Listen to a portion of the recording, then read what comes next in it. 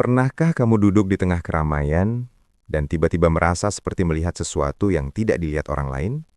Bukan hal besar, mungkin hanya perubahan kecil di wajah seseorang, atau kamu langsung tahu sebuah percakapan akan berakhir tidak enak, bahkan sebelum suasananya berubah. Dan kamu hanya berpikir, oh, mungkin ini kebetulan. Tapi bagaimana kalau itu bukan kebetulan? Video ini bukan tentang tes kepribadian, bukan tentang label. Ini tentang sesuatu yang lebih dalam. Tanda-tanda yang selama ini mungkin sudah ada dalam dirimu, tapi kamu tidak pernah benar-benar menyadarinya sebagai sebuah bakat. 90% orang melewati tanda-tanda ini begitu saja. Mereka menyebutnya kebiasaan aneh, atau overthinking, atau kelemahan. Padahal, itu mungkin justru kekuatan terbesar mereka. Sebelum kita mulai, tulis di kolom komentar ya. Saya penasaran. Kalau kamu ingin tahu apakah kamu termasuk 10% yang menyadarinya. Kita semua punya gambaran tentang apa itu bakat. Orang yang bisa bermain piano tanpa belajar lama, pelukis yang langsung menghasilkan karya indah, atlet yang tampak lahir untuk berlari. Tapi psikologi punya cerita yang berbeda. Ada jenis bakat yang tidak kelihatan dari luar. Tidak ada tepuk tangan untuknya. Tidak ada piala. Bahkan orang yang memilikinya pun sering tidak tahu bahwa itu sesuatu yang spesial. Dan hari ini, kita akan membicarakan 5 tanda itu. Mungkin selama ini kamu mengira itu hal biasa. Mungkin kamu bahkan sedikit malu dengan beberapa di antaranya. Tapi sebenarnya, tidak ada yang biasa dari cara otakmu bekerja. Tanda pertama, kamu sering merasa kelelahan setelah berada di sekitar banyak orang, bahkan ketika kamu menikmatinya. Ini bukan introvert biasa, ini sesuatu yang berbeda. Bayangkan, kamu baru pulang dari pesta yang menyenangkan. Kamu tertawa, kamu berbicara dengan banyak orang.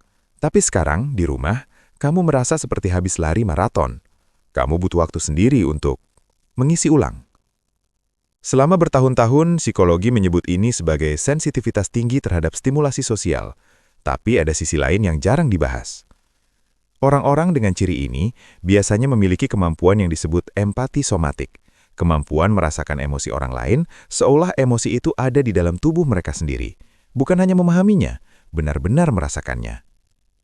Seorang psikolog bernama Elaine Aron menyebutnya HSP, Highly Sensitive Person, dan penelitiannya menunjukkan bahwa sekitar 15–20% populasi memiliki ini.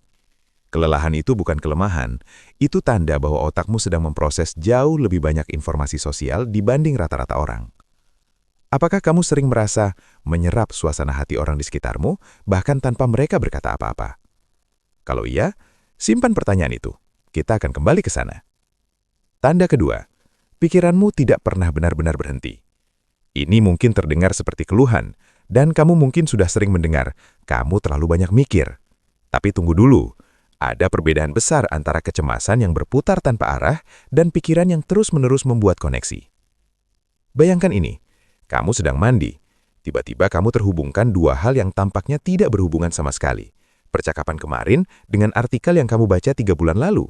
Dan tiba-tiba, sesuatu yang belum kamu pahami menjadi jelas. Itu bukan overthinking. Itu disebut divergent thinking, kemampuan otak untuk melihat pola dan kemungkinan yang tidak langsung terlihat oleh orang lain. Penelitian di bidang neuroscience kognitif menunjukkan bahwa otak dengan mode default network yang aktif, yaitu otak yang terus berkelana bahkan saat istirahat, cenderung lebih kreatif, lebih baik dalam memecahkan masalah kompleks, dan lebih mampu melihat gambaran besar. Masalahnya, dunia tidak memberi ruang untuk pikiran yang berkelana. Sekolah mengajarkan kita untuk fokus. Pekerjaan mengukur produktivitas yang terlihat. Jadi otak seperti ini sering salah dipahami oleh orang lain dan oleh pemiliknya sendiri. Apakah kamu seseorang yang sering mendapatkan ide-ide terbaik di momen yang paling tidak terduga? Di kamar mandi, sebelum tidur, di tengah perjalanan? Kalau iya, itu bukan gangguan, itu tanda. Tanda ketiga, kamu sangat tidak nyaman dengan ketidakadilan. Bahkan kalau itu tidak memengaruhimu secara langsung.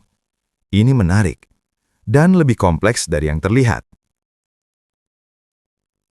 Kita semua pernah melihat sesuatu yang tidak adil. Tapi ada orang-orang tertentu yang tidak bisa begitu saja melewatinya. Mereka merasakannya di dada.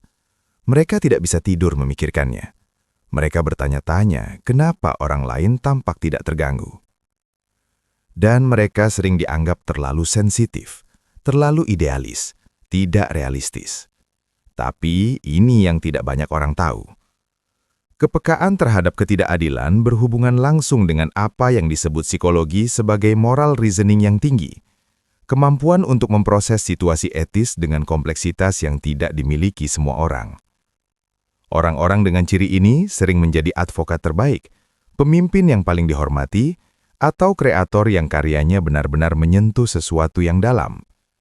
Bukan karena mereka sempurna, tapi karena mereka peduli pada level yang kebanyakan orang tidak bisa atau tidak mau capai. Pikirkan satu momen di hidupmu, ketika kamu membela sesuatu yang benar meskipun itu tidak nyaman. Mungkin saat kecil, mungkin kemarin. Itulah bakat itu sedang bekerja. Sampai sekarang, berapa tanda yang sudah kamu rasakan?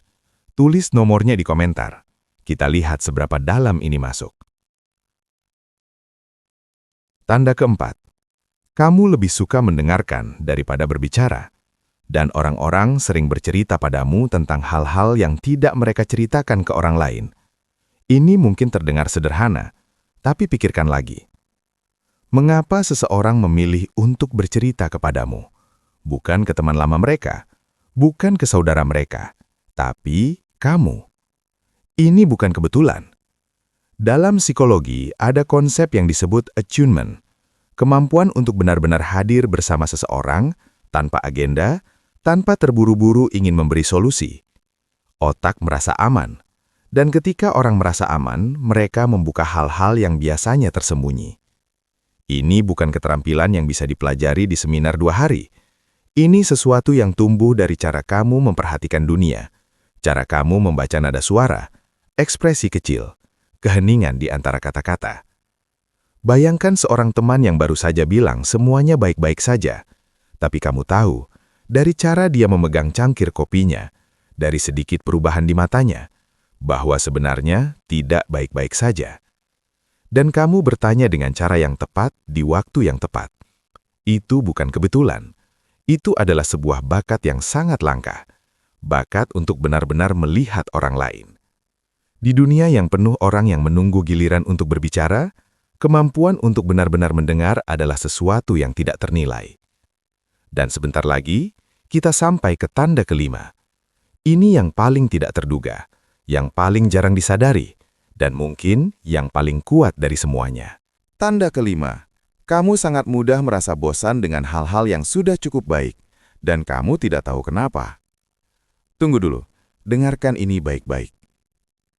Mungkin kamu pernah meninggalkan pekerjaan yang secara objektif bagus, gaji oke, rekan kerja menyenangkan, tapi ada sesuatu yang tidak pas, sesuatu yang tidak bisa kamu jelaskan.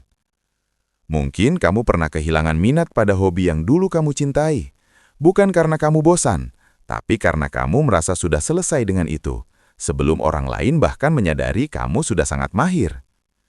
Orang-orang di sekitarmu mungkin melihat ini sebagai ketidakkonsekuenan, mudah menyerah, tidak sabaran. Tapi ada penjelasan yang jauh lebih menarik.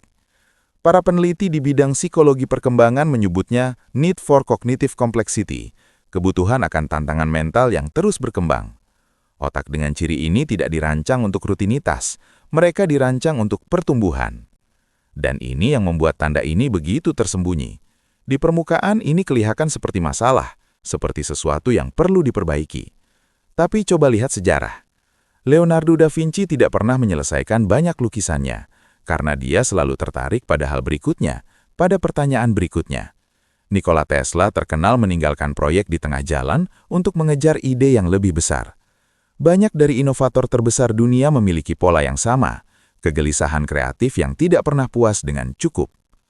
Rasa bosan yang cepat kalau diarahkan dengan tepat bisa menjadi bahan bakar untuk sesuatu yang luar biasa. Bukan karena kamu tidak bisa bertahan, tapi karena standar internalmu selalu selangkah lebih jauh dari apa yang sudah ada. 5 tanda. Mungkin kamu mengenali 1, mungkin 3, mungkin semua. Dan sekarang setelah kamu melihat ini, aku ingin kamu mempertimbangkan sesuatu. Kita tumbuh dalam sistem yang mengajarkan kita untuk mengukur nilai diri dari hal-hal yang terlihat, nilai ujian, jabatan, pengakuan dari orang lain. Tapi ada begitu banyak hal dalam dirimu yang tidak pernah masuk dalam daftar itu. Kepekaan yang kamu pikir berlebihan, pikiran yang kamu pikir berantakan, kegelisahan yang kamu pikir sebagai kekurangan. Psikologi punya kata untuk momen ketika seseorang akhirnya melihat dirinya sendiri secara berbeda. Bukan lebih sombong, bukan lebih lemah, tapi lebih utuh. Autokoneksi, hubungan yang jujur dengan siapa kamu sebenarnya, adalah fondasi dari hampir semua pertumbuhan yang bermakna. Bukan karena kamu harus mengubah dirimu, tapi karena kamu akhirnya bisa berhenti berjuang melawan bagian dari dirimu yang justru paling berharga. Potensi terbesar sering bersembunyi di balik hal yang paling sering kamu pertanyakan dari dirimu sendiri. Pikiran seperti radar yang tidak pernah mati, itu bukan gangguan, itu visi. Perasaan yang terlalu dalam, itu bukan kelemahan, itu koneksi. Kegelisahan yang tidak bisa dijelaskan, itu bukan masalah yang harus diselesaikan, itu panggilan yang menunggu untuk didengar. Cara kamu melihat dunia, cara kamu memproses, merasakan, menghubungkan, adalah sesuatu yang tidak dimiliki semua orang. Dan mungkin selama ini kamu hanya perlu seseorang yang mengatakan itu. Jadi aku mengatakannya sekarang. Kalau video ini membuat kamu melihat dirimu sedikit berbeda, kalau ada sesuatu yang terasa pas, pertimbangkan untuk subscribe. Karena ini baru permulaan dari percakapan yang jauh lebih dalam tentang siapa kamu sebenarnya. Dan di kolom komentar, ceritakan, tanda mana yang paling kamu rasakan? Aku benar-benar ingin tahu. Sampai video berikutnya.